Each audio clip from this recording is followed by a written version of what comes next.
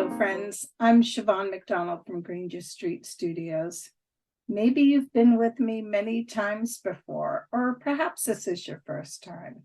Wherever you are, wherever you've been, welcome. I'm glad we can be together today.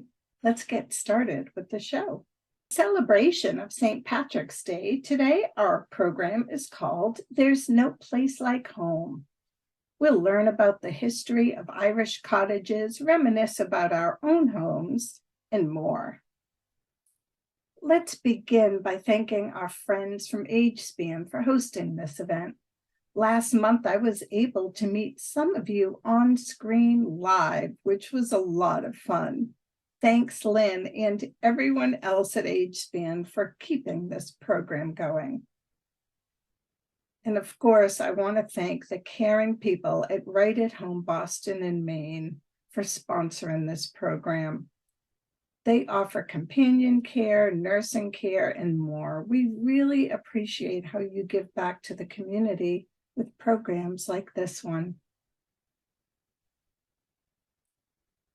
So after shamrocks and harps, thatched cottages might just be one of the most iconic symbols of Ireland. The fireplace was the heart and soul of the Irish cottage, about which daily life revolved, cooking, drying, heating, and a focal center for social gatherings. The fire was never allowed to extinguish, with ashes strewn over it at night to keep the embers alive for morning. The importance of the hearth in cottage life is illustrated in one of our most famous sayings, loosely translated as, "There's no place like home." The actual literal translation is, "There's no fireplace like your own fireplace." I will attempt to do the Irish pronunciation now. Nilain tinton ma tohin ton fein. Now, although it seems in Ireland that cottages have been around forever, they are a relatively recent occurrence, dating back to around the 1700s. Prior to that, people lived in round hut-style dwellings built of wattle and daub. Wattle and daub is a building method used for making walls and buildings, in which a woven lattice of wooden strips, called wattle, you can see that on the right here, is daubed with a sticky material, usually made of some combination of wet soil, clay, sand, animal dung, and straw. Wattle and daub has been used for at least 6,000 years and is still an important construction method in many parts of the world. Many historic buildings include wattle and daub construction. Here you can see an early cone-shaped example, along with a picture that better helps to visualize wattle and daub. These dwellings would be built together in a community surrounded by a moat-type defense mechanism. The remains of many of these settlements can be seen today, although they are commonly referred to as fairy forts and arouse many superstitious tales.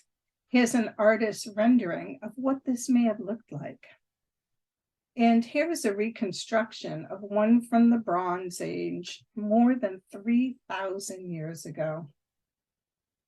These are very old houses, but they eventually did change. It is believed that cottages evolved as advancing building techniques employed for the larger estate houses trickled down through the laborers' dwellings. The materials they used varied from region to region, as they would generally be sourced within a 5-mile radius. The only method of transport would be a donkey, an ox, and a cart. Stone would predominantly be used in coastal and rocky areas, muddy clay in the Midlands, and even turf in boggy areas. The Irish census of 1841 reported that 40% of the population lived in a one-room cottage.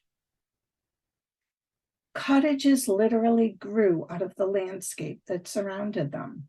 Where a few cottages were located together, the community became known as a clachan, a type of farming collective. The clachan is defined here as a cluster of farmhouses and the outbuildings usually grouped without any formal plan. The surrounding land was divided up amongst the inhabitants in scattered plots of good, medium, and bad grazing land, known as the Rundle system. A similar system of commonage still exists today, where no one farmer owns the land, but several maintain grazing rights. This is Crochancaraghclachan, which sits in the town of Cross, Fairhead, about an hour and a half outside of Belfast in Northern Ireland. One aspect of clachan life is that families were usually large and the land could not support so many people. The inevitable result through the glens was mass emigration. Here we are looking at the Girranan Black House village on the Isle of Lewis, the Outer Hebrides in Scotland. These houses may look strange to us now, but let's watch this video together and consider some of the features on our own houses growing up that may seem strange to our children and grandchildren. Take a look at some strange and obsolete home features from the past. Sleeping porches, which are half inside and half outside, were meant to be a cooler place for people in warmer climates to sleep during the summer months. The sleeping porch could also be used as a bedroom for someone suffering from health problems, and doctors would even recommend that patients with tuberculosis sleep in these rooms year-round. Despite the name, a sleeping porch wasn't always by the front door. It could also be a deck or a balcony, and they were usually screened in or surrounded by windows that could be opened for airflow. Metal plates like this one could be found on older homes that were built using bricks.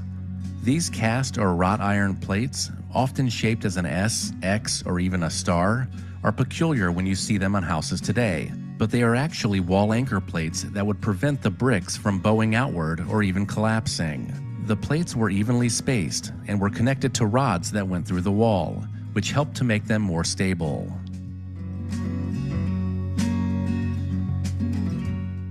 Some old houses still use oil to heat the house, but they're becoming increasingly rare. To heat your home using oil, it would require large storage tanks which held the fuel. These old oil tanks could be found in basements and were considered a cleaner way to heat your home instead of using coal. But the oil could be expensive, and the tanks were prone to leaking and could become hazardous. Many older homes have abandoned using them, but the tanks may still remain. Does your home have a strange little door in your kitchen or pantry? This was used as an access door for ice delivery. Many homes had a designated area in the pantry or the kitchen that was meant solely for the ice box. The small exterior access door made delivery by the iceman much easier, which allowed the fresh ice to be dropped off without coming inside the house.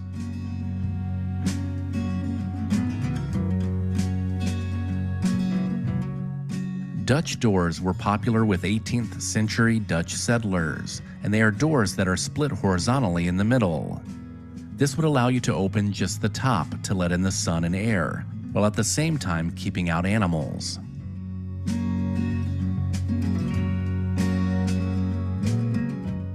The large telephones of the past were often situated in a common area of the home, and in that spot you would find a niche designed specifically for the hefty telephone. Many homes today retain this architectural detail. However, the space is more often used as a place to hang keys, store mail, or display knickknacks.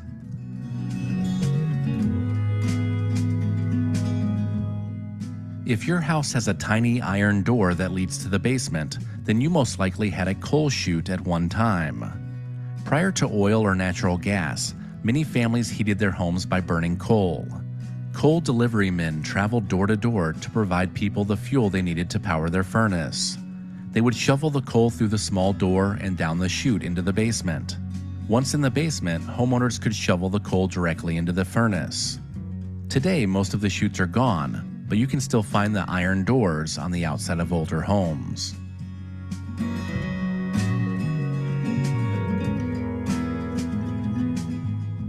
Knob and tube wiring was an early standardized method of electrical wiring, which lasted from the 1880s until the 1930s.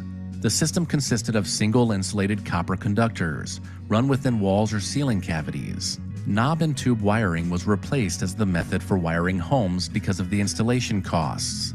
As you can see, it was very intricate and therefore time-consuming to have installed. Not to mention, new wiring cables were much safer. Push-button light switches emerged in the late 19th century, but eventually gave way to the toggle switch. The toggle light switches we use today weren't invented until 1917. So if your house has these old push buttons, your home is over a century old. Although these buttons may look functional, they were prone to sticking in one position, which wasn't very convenient. The modern fireplace is generally decorative, but traditional fireplaces were essential to keep homes warm during the winter months. Often fireplaces could be found in every major room of the house.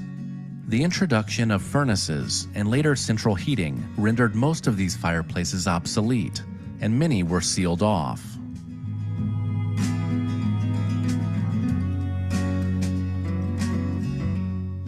A Hoosier cabinet was a freestanding kitchen cabinet that doubled as a workstation.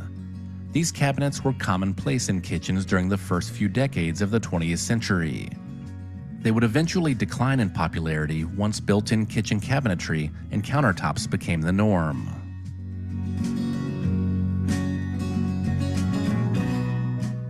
If you've ever walked up to someone's front door and seen a cast iron contraption on the ground by the threshold, then you've seen a boot scraper. Boot scrapers popped up in the 18th and 19th centuries and were meant to clear the mud off your boots before walking into a home. As paved streets and sidewalks modernized cities, the boot scraper declined in necessity, but you may still find them adding unique character to some older homes.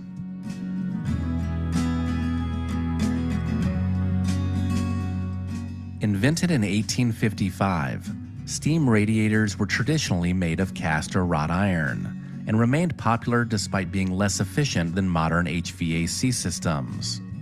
The radiators made a distinct occasional ping sound, which was caused by water droplets being flung by steam pressure. The radiators were cheaper and more efficient than hot water heaters in early skyscrapers, and they also provided the first form of centralized heating in many homes. Decades ago, bathroom medicine cabinets were designed with a tiny slit in them to dispose of old razor blades used for shaving. The blades would fall into the wall cavity and be hidden from view. That is until you renovated your bathroom and pulled the old medicine cabinet out to find hundreds of rusty razor blades.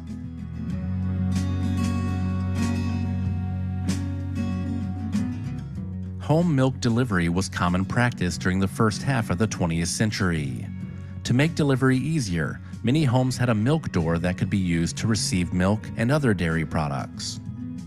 You could also put your empty glass bottles there so they could be picked up.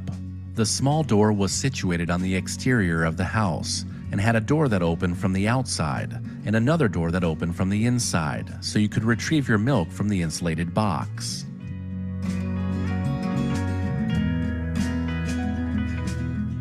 Picture rails became common in the mid-1800s as a way to hang pictures or wall decorations. A movable hook was placed on the molding, and the picture hung down, which saved the wall surface from damage. By the 1940s, the picture rail was outdated, and patching walls became much easier for homeowners. So most of these disappeared from walls. In older historic homes, this is a detail that is often added back as a way to restore the original character of the home.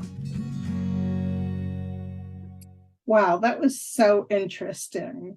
I do recall my dad redoing our bathroom and putting in a new medicine cabinet, and the horror of finding all of those old razor blades was kind of fascinating. One of my favorite features in the older homes is the phone niche. My house that I live in currently was built in 1929, and I don't have one of these, unfortunately. But if I did, I would love to use it for my cell phone, which doesn't really have a place to live and often gets lost. What about your house? What kind of a house did you live in as a child? If you grew up in this area, you may have lived in a house like one of these. Here are some styles that are popular here in New England. Let's start with this classic Cape Cod style house.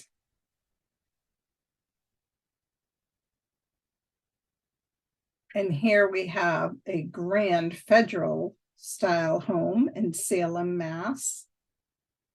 That previous house, I believe, is in Barnstable, Massachusetts on the Cape. Here's a gorgeous Victorian mansion in Lowell, Massachusetts. Some colonial houses in the town I currently live in Marblehead, Mass. A Greek revival home in Cambridge, very recognizable by those columns in the front. Some triple deckers in Dorchester, Mass. I grew up in one of these just for my first couple of years of life.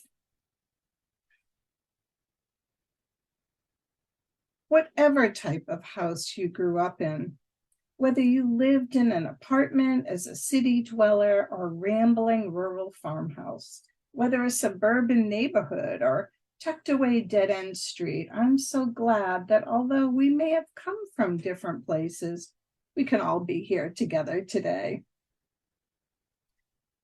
Now, here is the first of two paintings of Irish cottages that were presumed to be worthless prints by their owners that eventually sold for $170,000 in an auction in Cincinnati. The paintings were the last two items in a storage unit that belonged to the late Carol and Robert Kane, an Ohio couple whose sons consigned their parents' estate to auction. They were spotted by Graydon Sykes of the auction house, who is an appraiser on the US version of the TV series Antiques Roadshow. Maybe some of you watch it. I love Antiques Roadshow. He recognized that they were not prints and were in fact by Ireland's foremost impressionist, Paul Henry. When the auction house relayed its discovery to one of the brothers, he nearly fainted. Even an hour before the sale, we were taking calls from Ireland and had to get more lines in, said someone from the auction house. We ended up with 10 phone bidders from the Emerald Isle. Overall, there were bidders from the US, Italy, the Isle of Man, and Ireland. The painting you see here went to a bidder in Ireland, and the other one went to a buyer in the United States. As the paintings were framed under glass, they were well protected from the elements and dirt, so were in mint condition. Neither one was known to exist before the sale. They were originally bought by the consignor's great-grandfather, Patrick McGovern, who had emigrated to the US in 1891 and went on to become a successful civil engineer, serving as the chief structural engineer and tunnel builder for the Philadelphia, New York, and Boston aqueducts and subways. McGovern or his daughter probably purchased the works in the early 20th century, either during visits home to Ireland or from Henry's New York dealer. On the right, you see him with his wife on one of their many trips to Ireland.